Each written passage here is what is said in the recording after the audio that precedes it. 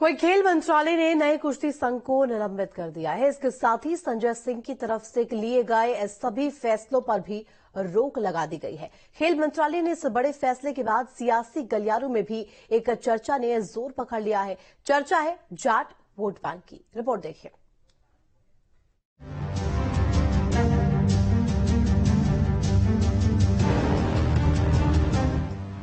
बीते कुछ महीनों से भारतीय कुश्ती संघ और पहलवानों के बीच रार चल रही थी, जिसके चलते महिला पहलवानों के साथ कई रेसलर्स ने धरना प्रदर्शन भी किया। महिला पहलवान साक्षी मलिक ने कुश्ती से संन्यास तक ले लिया। इसके अलावा संजय सिंह को WFI का अध्यक्ष चुने जाने के बाद बजरंग पुनिया ने भी प्रधानमंत्री आवास के सामने अपना पद्मश्री रख दिया था और एक चिट्ठी भी लिखी थी। अब खेल मंत्रालय ने WFI को सस्पेंड कर दिया है। इस बीच सियासी गलियारों में एक नई चर्चा भी शुरू हो गई है। दरअसल बीते दिनों उपराष्ट्रपति जगदीप धनखड़ की मिमिक्री को लेकर जाट समाज में आक्रोश देखा गया।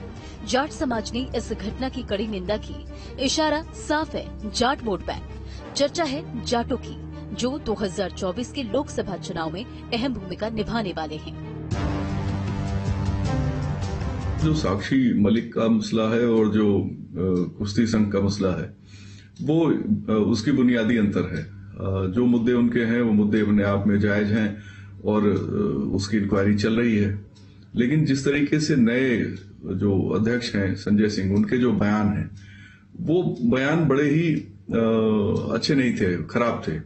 तो मुझे लगता है कि सरकार ने इन आपत्तिजनक बयानों का या उकसाऊ जो बयान थे, उस आधार पे उन्होंने ये कार्रवाई की है। और कहीं ना कहीं इसमें कोई और भी जो डिटेल उसकी रिपोर्ट्स दी गई है कि क्या कारण थे, उसमें सारी बातें साफ है। मुझे लगता है भारतीय जनता पार्टी के लिए जाट भी उतने ही महत्वपूर्ण है जितने बाकी वोट। चूंकि लोकसभा चुनाव में बहुत ही महत्वपूर्ण होता है 10,000 5,000 का वोट भी, तो बीजेपी किसी को नाराज नहीं करना चाहती। वो सबका साथ सबका विकास के अपने फार्मूले को लोकसभा चुनाव में कायम रखना चाहती है।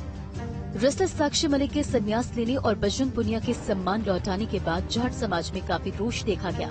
जाट समाज के लोग महिला पहलवान साक्षी मलिक के समर्थन में उतर आए। जाट समाज के लोगों ने प्रदर्शन भी किया। इसी तरह उपराष्ट्रपति जगदीप धनखड़ की मिमिक्री वाले मामले में भी जाट समाज इस सड़कों पर उतरा। यानी कि साफ है कि जाट समाज की नाराजगी कोई मोल नहीं लेना चाहता। देखिए, जिस तरह से उपराष्ट्रपति जी का अपमान किया गया और राहुल गांधी उसका वीडियो बनाते रहे, ये पूरे देश ने देखा और देश में हर व्यक्ति के मन में इस घटना को लेकर पीड़ा है, रोष है। कई संगठन जो है इसको लेकर अपनी भावनाओं को भी उद्धृत कर चुके हैं।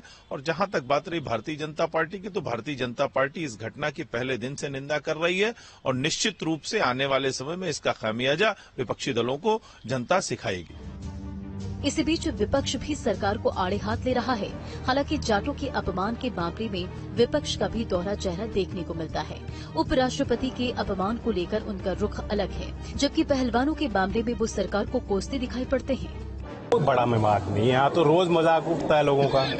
ये उनके ऊपर है, उनको क्यों अपना दिल छोटा कर रहे हैं? वो अपनी ताकत नहीं पहचानते। उपराष्ट्रपति हैं और एक जाति से अपने उस पद को क्यों जोड़ रहे हैं?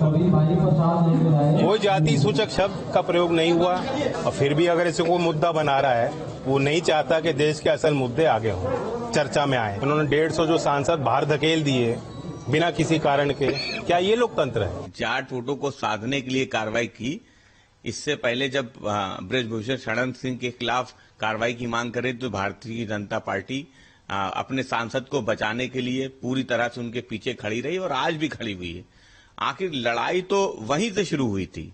तो जो जाट की बात है, हम समझते हैं कि जाट हो या किसी धर्म की हो या किसी जात की हो, वो हमारी बहन है। और जो हमारी बहनें हैं, अगर उनके साथ कहीं कोई नाइंसाफी होती है तो उनको केवल जाट से जोड़ देना, ये इससे समाजवादी पार्टी सहमत नहीं है। वो इस देश की बहनों की आवाज थी, जिसको पूरे देश की बहनों ने, पूरे देश में लोगों ने उठाने का काम किया। और आज अगर फेडरेशन को निलंबन किया गया है तो मैं समझता हूँ वो भी एक दिखावा है। बहरहाल सरकार ने WFI को सस्पेंड करके धोबी पछाड़ दांव चला है। अब इसके पीछे की वजह सही में वो है जो बताई जा रही है। क्या फिर 2024 का लोकसभा चुनाव? ये एक बहस का विषय तो है ही, साथ ही इस फैसले से ये भी साफ है कि सरकार जाटों को नाराज करने के मूड में कतई नहीं है।